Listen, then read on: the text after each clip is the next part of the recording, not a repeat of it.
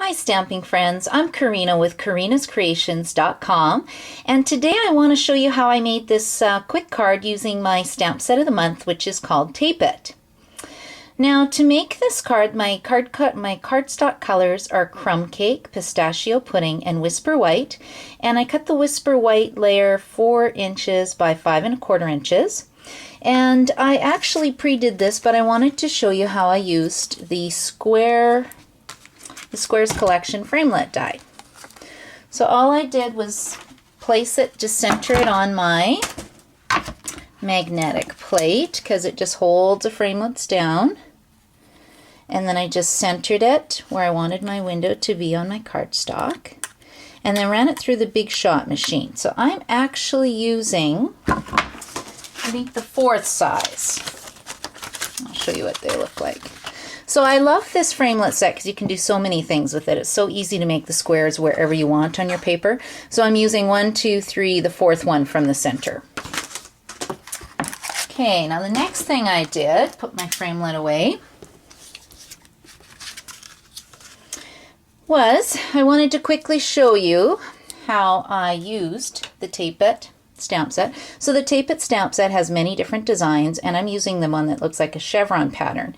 And I mounted it on a clear block, and I inked it up with Crumb Cake ink. So all I'm doing is creating sort of a window effect, I guess. Making a window around the window, or maybe a frame around the window. So I'm just stamping it 4 times. And the beauty with having the clear mount stamp set for this one is that you can easily line it up. Now if you don't have this, you can use your Stampin'-A-Jig. I'm just a little bit lazy, so I just really like my clear mount blocks. Okay, so that's the first step. Now the next thing I did was take some Pistachio Pudding cardstock, and this one is 1 1/4 inches by 4 inches. And I use the Pretty Print textured embossing folder. I won't show you how to emboss it. I just ran it through the folder. But then to get the image to pop, I just wanted to add a little bit of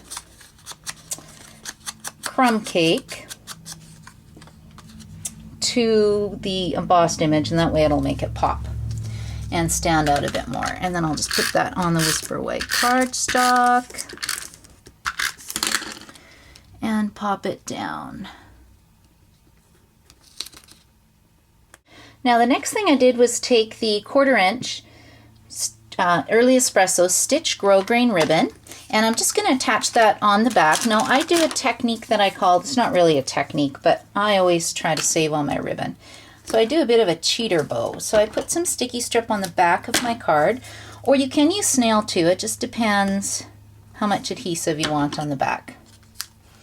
And then you peel it off, and then I just gently tack the ribbon to the back of my card and just tuck over the edges, and then that's how I place my ribbon. And then what I do is take another little piece about this big, I don't know what's that, about 2 inches maybe, and then I'm just going to tie another little bow quick. And then there's my cheater bow.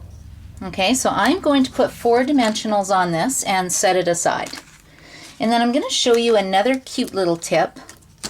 Did you know that we can actually emboss with all of our new ink pads? That's why there's no more craft ink pads. It's fantastic.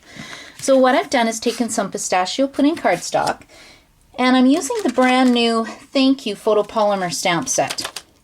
This is how they come. They're really sticky. I've already mounted it on a clear glass block. And all I'm going to do is stamp it in the center of my Pistachio Pudding cardstock, which is 3 7/8 of an inch by 3 7/8 of an inch. And I just stamp that, not quite in the middle. It's a little more to the top. Hopefully it's going to work for me. And then you just take clear embossing powder. I keep mine in a little tub because I use it so much. I've got about 3 bottles in here. Tap it off, and then we'll just heat it with the heat tool really quickly. And it just gives this really, really nice little emboss look. Look, it just makes it pop a little bit. you just hold it in one place, and there, you can see once the ink starts melting, it is done. So a little bit of embossing magic. Now what I'm going to do is put this on the back of my card. I'm just going to center that. See where it goes. Okay, now I'm going to get my card base. And I'm going to put this down first on the back of the card. And put it right about here. I think that's going to work. And then this already has stamping dimensionals on it.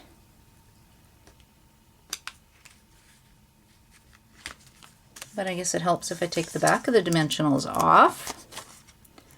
And then there's just one final step to this card. And if I wanted to move that down a titch, then I can just move it down just a little bit. Get a little more centered. Oh yeah, I like that much better. Now, the other thing that really finishes off this card is we sell a product called Candy Dots.